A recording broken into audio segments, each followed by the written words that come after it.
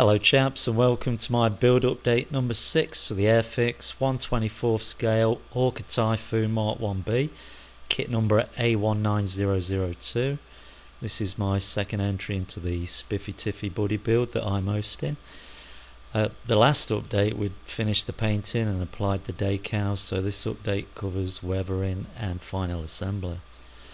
So starting on the weathering, first I mixed a dirty black oil wash using black oil paint thinned down with odorless mineral spirits. Applied that all over the aircraft, let it dry for half hour, then rubbed off the excess.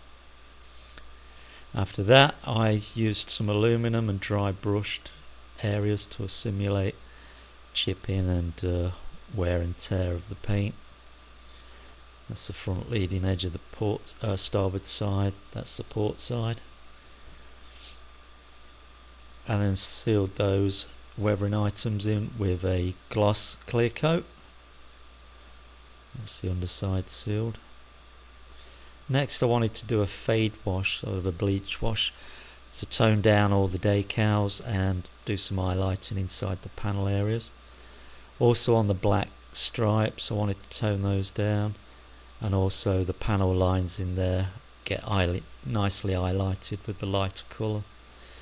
I then moved on with mixing a reddish brown acrylic wash and applied some streaks to simulate oil, grease, fuel stains, hydraulic oil. I then sealed that all in with a matte clear coat, including the canopy and windshield. I then took the masking off the canopy and windshield, then removed all the temporarily located panels from the model, because everything's going to be exposed as much as possible. And that's the underside showing the wheel bay panels removed. And there's everything. So what I want to do now is weather the inside of all those panels. So I applied a dark dirt wash to that. Again, black oil toned down with diluted with odorless mineral spirits. And applied that in all the wheel bay areas, the areas that were covered by the panels, fuel tanks around the front of the engine area. There's the port side fuel tank. There's a radiator all dirtied up, and then I rubbed the excess off to leave on an amount little light. And again in the wheel bays there I applied it, and after rubbing the excess off it was on to putting some streaks etc.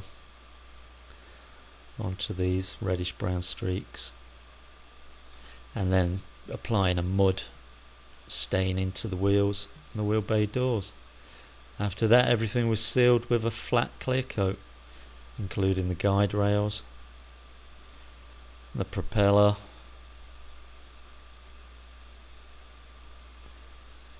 and inside the gun bay areas and the fuel tanks. I then mixed a Vallejo splash mud with some dark earth, thinned it down with water, and did some dry brushing to indicate mud splatter around the wheel bay areas and along the walkways there, just to simulate dirty stains. Then it was on to assembly. So I started off with the exhaust manifolds, fitted those in place, and then glued the windshield onto the two fuselage side parts, and this push fits nicely into the assembler, so I'm not going to glue that, and that gives me option to lift this out so you can see what's inside the cockpit clearly.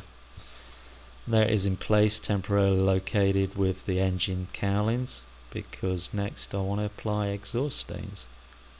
So mixing some brown and black, thinned down with 80% thinner, I did a misting on each side around the exhausts. I then used a Model Masters Sable, the top jaw, and airbrushed some of that to simulate lead deposits on top of that staining. I then moved on with assembling the front wheels. That's the undercarriage in place, there's the rear wheel in place, and after that I assembled the flaps You can see some mud staining on the flaps there. And that's a view from the underside of the flaps. And then the propeller was put in place. That was followed by the undercarriage doors, wheel bay doors. And the radiator flap there in the open position. And that was followed by the guide rail, rocket guide rails, port side, starboard side. I then put some hoses, electrical hoses, into the gun bays, the automatic firing electrical hoses, and fitted the doors in the open position.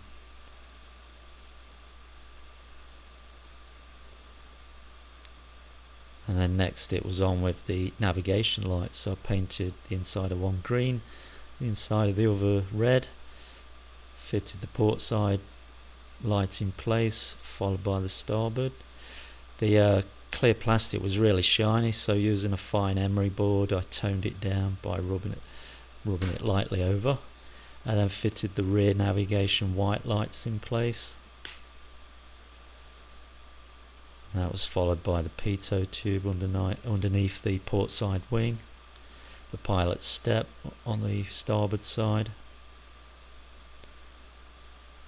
and then glued the sliding canopy in place. And that's a view from the port side. I then scratch built a whip antenna, glued that in place, and the only thing left to do was move on to the rockets. So I dry brushed the shafts of those, make them look sort of worn, and gave them a gloss clear coat ready for applying decals. There, the decals in place. The green stripes on the heads of the rockets don't come with this kit, so using some spare decals I cut some strips out and applied those, and then that was all sealed in with a flat clear coat. So there they are, complete, except for scratch building some fuse cables. So taking some 28 gauge wire, cut some pieces to length, stuck them in the back. I then wanted to do the sockets, so taking 2.5mm sprue, I drilled 0.4mm diameter hole up the middle, then cut some slivers off, and then glued those to the end of the wires to simulate the bottom part of the sockets. And then for the top part of the socket, the step down section, I was thinking of using the rubber sleeve that goes over an electrical cable. I couldn't find any electrical cable to do that, so instead of cutting pieces of that, I used Tamiya tape, wrapped it around, and then sealed that in with PVA glue. I then painted those fuse cables a reddish brown, and the socket ends were done with sort of a brass steel colour. And the last thing to do with the assembly was to fit those rockets. That's the port side, that's the starboard side in place, and then this is the last view just from the underside. So that's it guys, the model's all done, built up. Next stage, update number 7, will be for the standing pilot figure and for the diorama base that I'm going to build. So until then guys, thanks for watching. Tally-o, chocks away.